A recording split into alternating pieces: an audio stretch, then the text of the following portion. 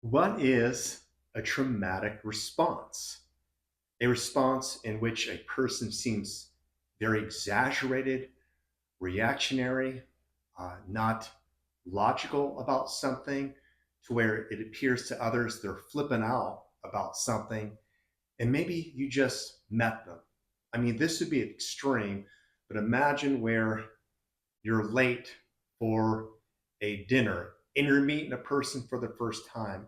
And maybe one of your kids were sick, but you were 15 minutes late. And all of a sudden, that person says to you, "You're always late. Oh my God. Am I not important?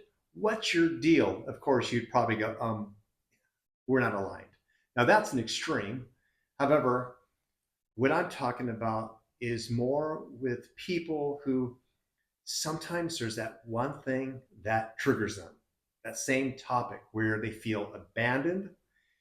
They don't feel like they're enough. They feel as though that there's injustice. They feel out of control to where they just lose their shit. An example would be this. If, say, you are helping a person and you've been consistent with coming from integrity, and you love this person, and no matter how trustworthy you should appear to this person, they seem to have trust issues still. In a moment there's a miscommunication, they might tell you, "I don't want to ever talk to you again. It's just not working out. I'm going to end this relationship. You're not going to control me." And a lot of that intensity that comes up is coming from unhealed trauma. So that is what a trauma response is. Now, I'm not telling you to say, to start hearing that type of language from somebody you might know and go, "You've had trauma, you've had trauma." This is not about judging people, and we're not diagnosing them. Basically, I'm giving a generalization, particularly with my own clinical experience of what I've experienced working with clients who have been traumatized and it's unhealed. So, for example, imagine a person who is, say, doing the right thing and they now have consistency having a healthy relationship. They might even be a yoga teacher. But let's say their landlord says that they're selling the house and they got to get out in a couple of months. So they have to find a place to live. Their car breaks down. So now they're strapped financially. And let's just say they're dating somebody and it's not going really well. So there's this shift of their environment. They don't feel safe the same way maybe they didn't feel growing up as a child. They maybe if there's something unhealed, it might trigger just always moving and never feeling as though that they have their feet planted on the ground. And so a relationship's starting to phase out. The landlord says they need to leave, and they're feeling like they're going to lose like their financial stability. And so it can come out. And that person might communicate with those who are even kind to them those same words. You're never there. I always have to do it on my own. Why me? People are shady. People are out to get you. Like it's like where they're hyper vigilant because there's unhealed trauma and it's being pressed by present circumstances. But remember, that wouldn't come out of them if it wasn't there. For example, you squeeze a lemon and lemon juice comes out. That's what's supposed to happen. You squeeze an orange and you have orange juice come out. That's what's supposed to happen. You squeeze a person and anger comes out. That's what's there. You squeeze a person and sadness comes out. That is what there is there. You see where I'm coming from? So it's very important to remember that when they're in that space and reactive, it's not like they're consciously going, "How can I sabotage myself again? How can I make who I'm talking to feel bad?" Um, I'm going to say irrational things that could wreck relationships and circumstances in this now moment when things have been going good because I just want to. And what I mean by that, again, things could be going really well, like saying they're in a relationship, they're dating someone for a year, and let's say this man always shows up. He's trustworthy and he's pretty good at communication. But there's just one argument, and uh, she feels not seen or misunderstood or not safe. And then she all suddenly says, it's just not going to work. Of course, to the man who is not traumatized and is maybe present, he might be thinking, what just happened? We always get along.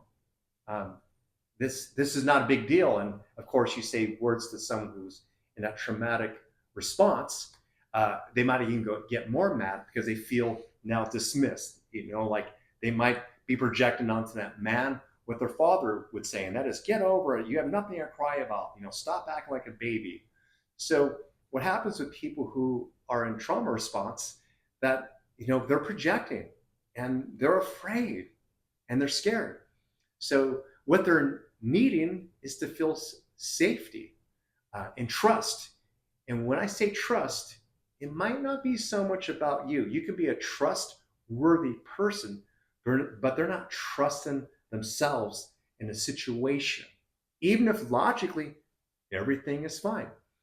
And one thing I recognize with people who have been traumatized is this, and that is at the core, and I've done trauma work, is that when they're in those moments, they have to feel as though that there's a safe place to go in that moment, meaning that whether they feel like they can go to their car, to a room, to life is going to be okay, that they're going to be provided for, that people will support them, they need that.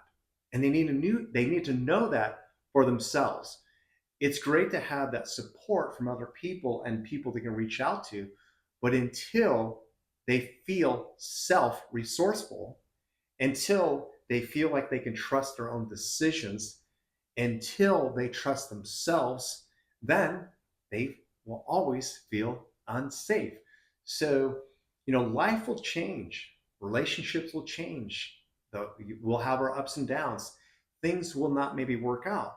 But a person, specifically a person who has been traumatized, needs to feel like they're going to be okay after this moment, even this minimum of an argument to a day of stress, to where they know things will work out. And that just takes a little bit of commitment and working maybe with a coach. Another thing is this, and it's that they need to feel as though that they're autonomous, that no one's trying to control them. But again, remember, that's more of typically a psychological prison. As an example, if they were dating some narcissist who would emotionally manipulate them, to someone who's paying their bills and was controlling them, they might feel like that they cannot live on their own and they don't feel safe. So having your own autonomy is knowing you can go somewhere and you feel safe, to it's your body and your rules, and you can create boundaries. And so a person who is in trauma needs to know that their boundaries are going to be respected, and it's their body and their rules. So I hope this makes sense, particularly if you are in a relationship with someone who goes into trauma response, or if you're someone who has been traumatized and this is, kicking up stuff for you, and gives you a greater understanding of why it is that you could be very reactionary, and it doesn't make sense because you after the fact, you're maybe apologizing for the behavior. You're going, I don't know why I did that, to feeling bad and remorseful, maybe saying that to those who you've just um, reacted towards, I won't do that again, I'm sorry. But until it's healed, until again you feel as though it's your body, your rules, that people can respect your boundaries, and that you have a safe place to go and you can trust yourself, that stuff might continue to get kicked up. So I hope you got something from this video. Hi, it's Dr. Ray here, and thank you for watching this video. I really appreciate your support, and you are the one who drives this channel. So if you like to be notified when new videos come out, please subscribe to my channel and push the bell button so you are notified when new videos come out. I appreciate you supporting this channel.